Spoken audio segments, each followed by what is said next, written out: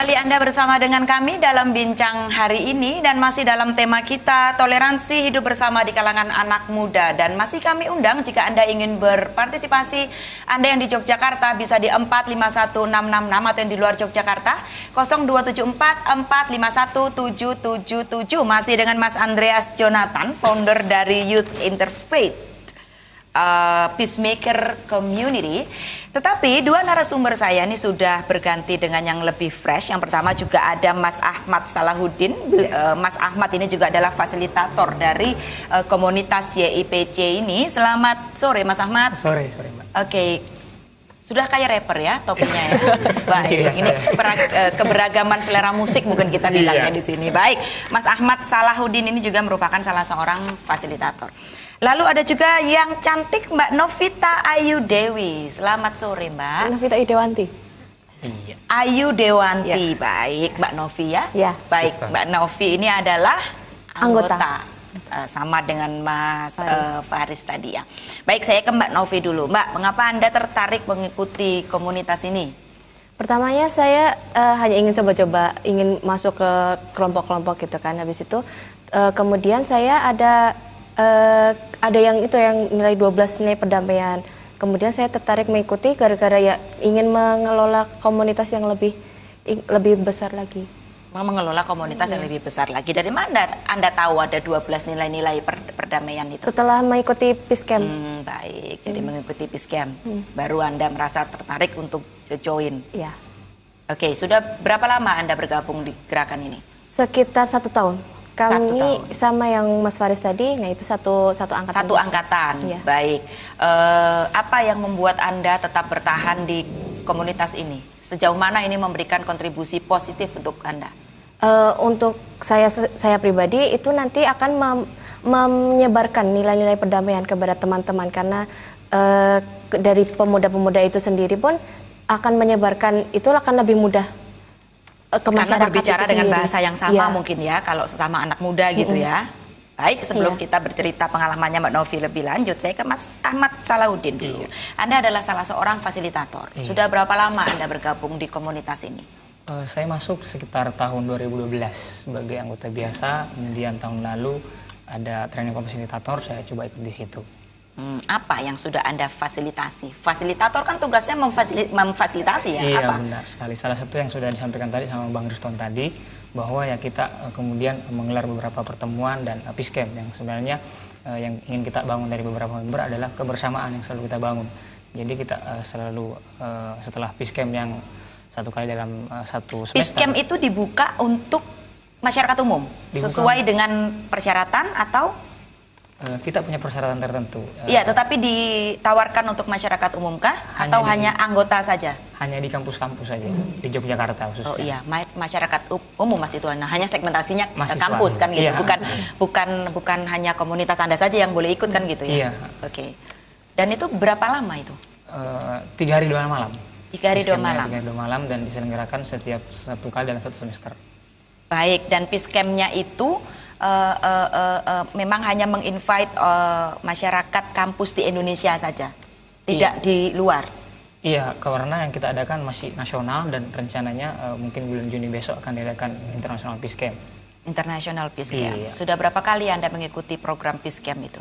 Peace Camp itu kebetulan saya hanya menghadirinya sekali untuk sebagai anggota, dan kemudian sisanya setelah jadi fasilitator saya kemudian menjadi pemateri di sana, dan kemudian Materi apa yang Anda berikan di sana? materi 12 nilai perdamaian yang tadi itu. Oh, 12 nilai perdamaian. Baik, dari 12 nilai perdamaian itu menurut Anda mana yang paling mudah untuk kita capai pada saat ini? Yang paling pertama adalah yang seperti dikatakan Bang Riston tadi, adalah yang 2 nilai awal itu adalah mengenali diri dan mengatasi prasangka.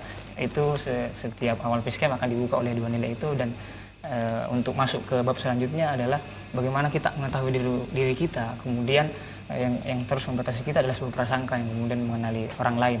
Makanya 2 itu yang sangat perlu sebagai pribadi dulu, kemudian keluar bagaimana kita mengetahui perbedaan, bagaimana kita kemudian merasa konflik dan menolak kekerasan.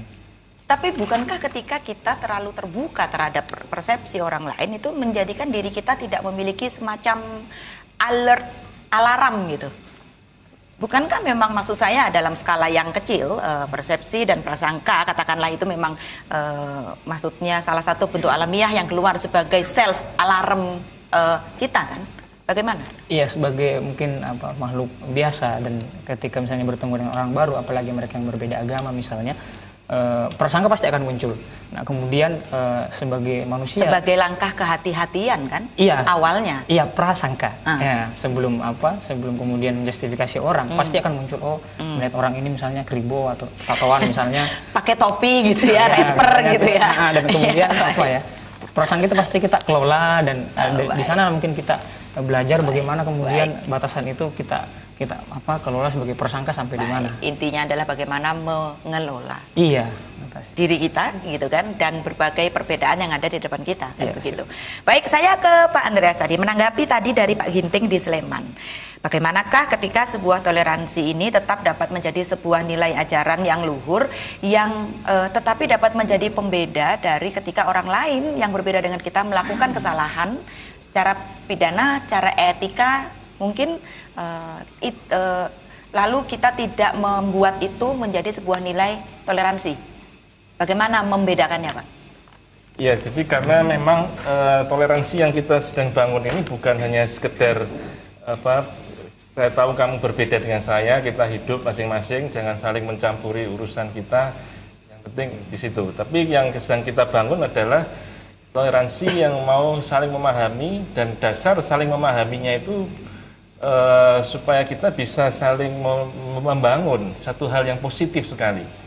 Jadi kalau ada tindakan-tindakan yang bersifat pidana yang tidak sesuai dengan semangat toleransi itu, maka ya itu memang tugas pemerintah ya, karena di ranah hukum tentunya pemerintah yang berwenang untuk mengarahkan kembali warga negaranya yang melanggar hukum. Jadi, dan itulah tugasnya teman-teman fasilitator ini supaya tidak sampai masuk toleransi ini ke arahnya ke pidana itu, kan, Pak? Iya. Jadi kami memang mengadakan peace education atau pendidikan perdamaian ini supaya mencegah itu terjadi. Ya. Baik. Jadi potensi konflik yang muncul akibat dari perbedaan ini diminimalisir gitu, Pak. Ya. Baik. Saya sekarang ke Mbak Novi. Kalau Anda sebagai anggota, apakah Anda merasa bahwa betul seperti yang dikatakan oleh Pak Andreas, bahwa ketika sudah ikut di komunitas ini, lalu Anda dapat menjadi pribadi yang lebih terbuka mungkin terhadap perbedaan yang ada? Ya, soalnya kami dalam komunitas itu sendiri, kami bisa seperti mengklarifikasi. Jadi apa yang prasangka satu sama lain itu punya, kita bisa mengklarifikasinya langsung pada pertemuan regional. Kasih contoh dong, Mbak, biasanya prasangka yang muncul tuh kayak apa sih? Prasangka yang muncul itu seperti kalau biasanya dalam agama itu sendiri kan, kalau dalam Kristen itu sendiri seperti Trinitas. Kalau dalam itu dibicarakan juga? Dibicarakan juga. Oh, baik. Terus habis itu kalau mungkin dalam yang orang Nasrani sendiri itu nanti ada menanyakan tentang pernah itu tentang saya agak lupa tentang jadi waktu dialog interfaith itu sendiri. Dan siapa yang menengahi? Karena kalau kita berbicara hal yang berbeda kan, pasti nanti akan berdiri di persepsinya masing-masing. Siapa yang menengahi dan mencari jalan ke luar? Waktu dialog itu nanti ada fasilitatornya juga, ada yang lebih menengahi. Fasilitator. Gitu. Baik, saya ke Mas Ahmad. Ya. Biasanya trik apa sih yang Anda pakai ketika sebuah persepsi sudah saling mengkerucut ke pihaknya masing-masing begitu? Apa trik yang Anda pakai untuk bisa meleburkan lagi? Kalau untuk meleburkan sendiri sebenarnya mungkin kita mungkin berbaur, tapi mungkin tidak kemudian melebur. Setelah kita sebenarnya dialognya tentu akan dibangun oleh dialog yang jujur dan terbuka. Itu yang selalu kita kampanyekan, dan dialog itu punya banyak tahap, dan salah satunya kita juga melakukan dialog misalnya teologis, itu yang kemudian kita bahas satu sama lain untuk orang Islam itu mengerti Trinitas dan kemudian orang Kristen itu pun kemudian mengerti beberapa terminologi tentang Islam. Baik, belajar bersama-sama gitu ya. Baik, sudah ada penelpon, kita angkat dulu. Halo, selamat sore, bincang hari ini. Selamat sore. Iya, dengan Bapak siapa, di mana Bapak? Dengan Pak Dirjo di Prambanan. Bapak? Pak Dirjo di Prambanan. Baik, monggo Pak. Iya. Kami mengajukan sebuah konsep toleransi karena kehidupan kita ini di Jawa. Saya akan manfaatkan budaya Jawa sebagai wacana toleransi. Di dalam budaya Jawa itu ada huruf Jawa, yang itu sebenarnya merupakan suatu lambang-lambang petunjuk kehidupan. Misalnya baris pertama, Bono Coroko, itu adalah perintah hati nurani cipta rasa karsa. Jadi budaya kita, kehidupan kita harus berdasarkan nurani yang benar, sehingga dia akan memberi petunjuk pada hati dan perbuatan kita tidak mungkin akan melanggar perintah Tuhan. Baik. Kemudian yang baris ketiga katakan Odo Joyonyo, itu pikir dunia jaya yang nyata. Baik. Jadi Tuhan menciptakan alam semesta tidak hanya untuk kelompok tertentu saja, tapi mestinya bisa jaya yang nyata untuk seluruh umat, bahkan mungkin makhluk-makhluk yang lain. Jadi secara budaya Jawa, kebetulan ini lokasi kita ini ada di Jawa, ini mungkin bisa digali nilai-nilainya, sehingga nanti toleransi hidup ini menjadi lebih baik di kemudian hari. Baik. Terima kasih. Terima kasih Bapak Dirjo di Prambanan. Baik, kalau yang ini saya ke Pak Andreas. Bapak, karena tadi dikatakan bahwa ini sudah ada di 8 regional dan nilai ini adalah nilai yang diambil dari sebuah komunitas tadi di Bandung. Tetapi apakah ada semacam serapan dari local wisdom ketika nilai-nilai ini diterapkan di sebuah tempat? Tentunya pasti kita harus melihat pada konteks di tiap-tiap tempat ya. Kalau hidup di tanah Jawa atau di komunitas Jawa, tentu kita juga melihat bahwa di Jawa pun ada nilai-nilai perdamaian yang bisa kita serap juga.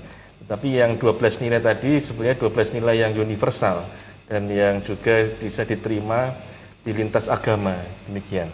Artinya memang di dalam penyampaian dan aplikasinya memang memakai local wisdom setempat. Iya. Tentu kita akan memperhatikan konteks di mana kita berada. Baik, mungkin saya ke Pak Mas Ahmad mungkin. Mas bisa kasih contoh ketika Anda menjadi seorang fasilitator, apa local wisdom di tanah Jawa, katakanlah yang sering Anda pakai untuk bekal Anda menjadi seorang fasilitator? Sebagai fasilitator di tanah Jawa, kebetulan saya aslinya bukan orang Jawa dan beberapa cuman yang saya sering dengar ya salah satunya tadi itu Bono Coroko, dan saya hanya mengetahui saja dan belum sempat ngobrol. Cuma saya, kalau berbicara soal Jawa, kebetulan saya kuliah di UIN dan di Masjid UIN itu ada kata-katanya Sunan Kalijaga di sana. Saya lupa bahasa Jawanya apa, tapi di situ mengatakan bahwa ketika kita mungkin mengikuti alur sungai, tapi kita tidak terbawa arus. Saya lupa bahasa Jawanya apa, saya cuma mengambil filosofi yang itu sebagai seorang Muslim, dan ketika berdialog tentu kita tidak perlu menjadi Kristen misalnya, tapi kita mesti tetap pada kedirian kita. Baik. Iya. Jujur. Baik Mas, nanti kita akan berbicara lagi di segmen yang keempat dan kita harus break. Kami akan kembali sesaat lagi.